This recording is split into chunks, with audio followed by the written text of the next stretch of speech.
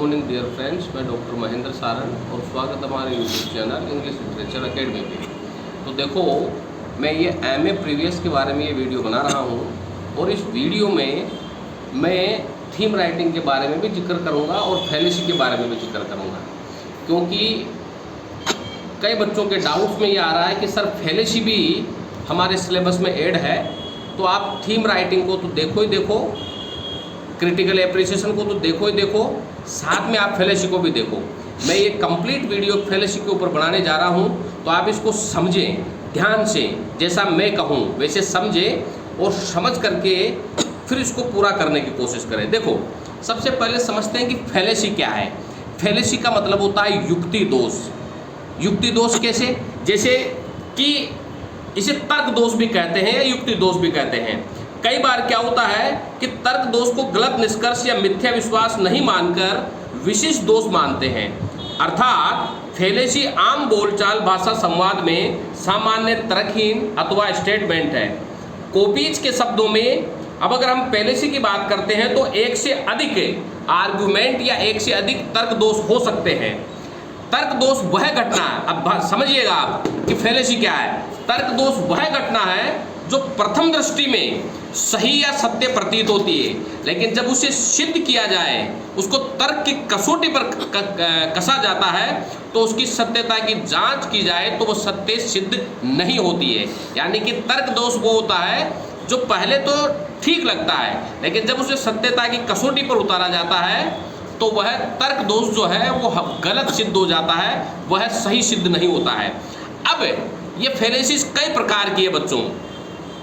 Argument from ignorance fallacies होती है, appeal to appropriate authority fallacies होती है, कॉम्प्लेक्स क्वेश्चन की फैलेसीज होती है, argument against the person fallacies होती है, एक्सीडेंटल फैलेसीज होती है, फॉल्स कोज की फैलेसीज होती है, अपील टू इमोशन की फैलेसीज होती है, और अपील टू पिटी की फैलेसीज होती है, अपील टू फोर्स की होती है। ऐसे कई प्रकार की फैलेसीज होती है जो मैंने बताई है। अब मैं देखो कुछ फैलेसीज को आपको सिद्ध करके बताता हूँ। जैसे कि अगर मैं बात करूँ फैलेसीज ऑफ रिलेवेंस की, यानी कि प्रासंगिक युक्ति दोष की, तो इसमें क्या होता है कि ये फैलेसी तब घटित होती है जब कोई तथ्य का तर्क अपने निष्कर्ष से संबंधित नहीं होता, अतः निष्कर्ष की सत्यता स्थापित नहीं हो सकती, तब यह फैलेसीज घटित होती है। जैसे कि कई बार आपने सुना होगा, जैसे कि मैं कहूँ कि भाई मृत्यु के बाद भी जीवन है।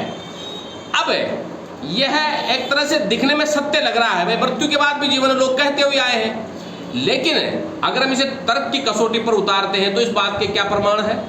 किसने कहा है कि मृत्यु के बाद भी जीवन है? क्या कोई ऐसा शख्स है जिसकी मौत हो गई और वापस लौट के वो आया हो? जैसे कि गैलीलियो ने बताया है कि भाई चंद्रमा गोल है, उसने अपने दूरबीन के माध्यम से इसे देखा है, स्फेयर है, लेकिन उसने वहां पर पहाड़ वगैरह कई सारी चीजें दिखाई है, लेकिन चंद्रमा गोल है। लेकिन यह दिखने में सत्य लग रहा है, लेकिन जब तर्क की कसौटी पर उतारा जाता है, तो जब चंद्रमा की धरती पर उतारते हो तो वहां पर कहीं पर वह बेआकार है, कहीं पर गहरे गड्ढे हैं, कहीं पर लंबे लंबे पहाड़ों की श्रृंखला बनी हुई है, तो आप कैसे कह सकते हो कि वह चंद्रमा गोल है?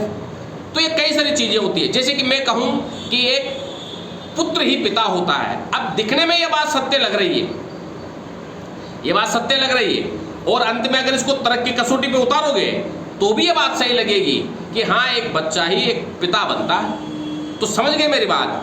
फैलेसीज का मतलब होता है तर्क दोष या युक्ति दोष, यानी कि कोई बात कहने में सत्य प्रतीत होती है, लेकिन जब तर्क की कसौटी पर खरा उतारा जाता है उसे, तो कुछ ऐसी होती है जो सही हो जाती है और कुछ ऐसी होती है जो गलत हो जाती है। जैसे कि मैन इज मोर्टल, मनुष्य मरणशील है, तो ये बात सत्य है। तर्क की कसौटी पर उतरोगे तब भी सत्य होगा, क्योंकि इस संसार में ऐसा कोई व्यक्ति नहीं है जिसने जन्म लिया है वो मरेगा जरूर। ये बात बिल्कुल सत्य है। तो युक्ति दोष में तर्क की कसौटी पर उतारने के बाद चीजें कुछ सिद्ध हो जाती है और कुछ चीजें जो है वो झूठ साबित हो जाती है, इसे ही तर्क दोष कहा जाता है। और अब ये तर्क दोष जैसा कि मैंने बताया है ये कई प्रकार की होती है। ये आपके प्रोस और अभी एग्जाम में कैसी आएगी, ये एग्जाम में पैराग्राफ की तरह आएगी आपके। एक लाइन दी गई होगी, जैसे थीम की लाइन दी होगी ना वैसे लाइन दी होगी, फिर आपको उसके ऊपर रिटर्न लिखना होगा, उसमें बताना होगा कि ये फेलेसीज कौन सी है। तो जैसा कि मैंने बताया फेलेसीज कई प्रकार के होते हैं। फेलेसीज ऑफ रिलेवेंस, ये फास्किंग की युक्ति दोष होता है जिसमें तर्क के आधार पर सही और गलत को बताया जाता है। फिर आर्गुमेंट फ्रॉम इग्नोरेंस होता है, अज्ञानता का युक्ति दोष होता है। फिर अपील टू इनएप्रोप्रिएट होता है, अनुयुक्त युक्ति दोष होता है। फिर आर्गुमेंट अगेंस्ट द पर्सन होता है, लोकोक्तिक युक्ति दोष होता है।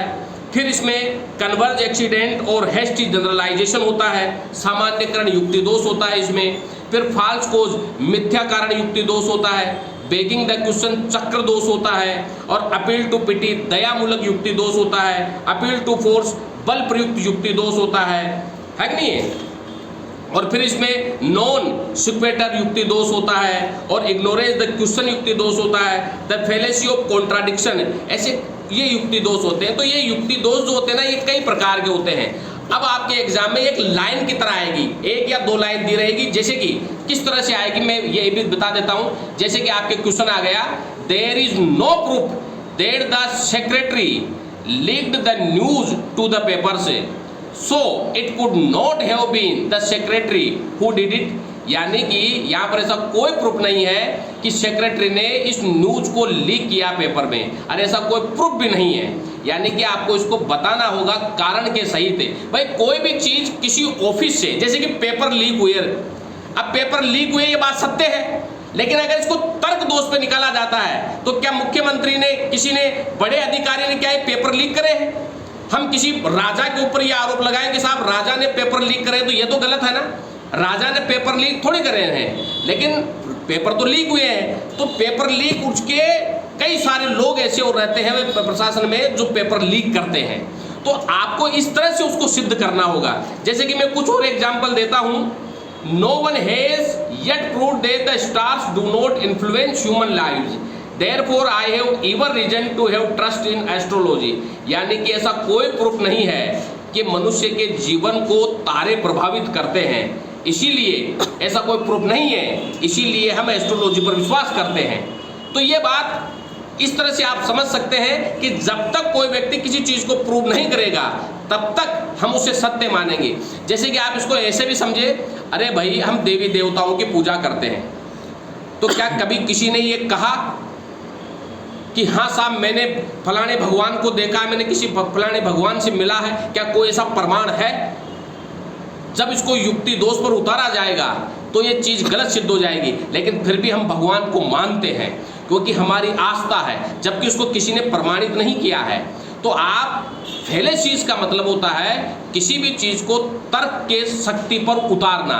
तो आपके ऐसे कई सारे एक पैराग्राफ टाइप आपको दिया रहेगा जिसको आपको सही और गलत है, यानी कि ट्रुथ स्टेटमेंट और फॉल्स स्टेटमेंट ऐसे लिख करके आपको फेलेसीज के बारे में बताना पड़ेगा। अब अगर जिन बच्चों को ये चीज़ समझ में नहीं आई है, आप मुझे कॉल कर सकते हैं और मैं इसके कुछ नोट्स जो है 7, 8, 10 पेज के नोट्स आपको PDF के रूप में मैं आपको उपलब्ध करा दूंगा, जो आपके एग्जाम के लिए लाभदायक हो गए। तो आप क्रिटिकल एप्रिसिएशन और फेलेसीज ये आपके अथवा में भी आ सकती है, या हो सकता है कि आपको पर्टिकुलर फेलेसीज दिखाए। तो आप ये ध्यान रख लीजिएगा, फेलेसीज का मतलब होता है किसी चीज को जो दिखाई दे रही है सत्य, उसको तर्कों के आधार पर सत्य और असत्य सिद्ध करना ही फेलेसीज होती है, जो कई प्रकार की होती है, जो मैंने आपको बताए हैं। और जैसे मैंने बताए उसी तरह से आप करिएगा। फिर भी दिक्कत आती है तो आप मेरे से ज़रूर कंसल्ट करें, ज़रूर पूछें, मैं ज़रूर एक्सप्लेन करूँगा और उनको इसके नोट्स उपलब्ध कराऊँगा। Thank you.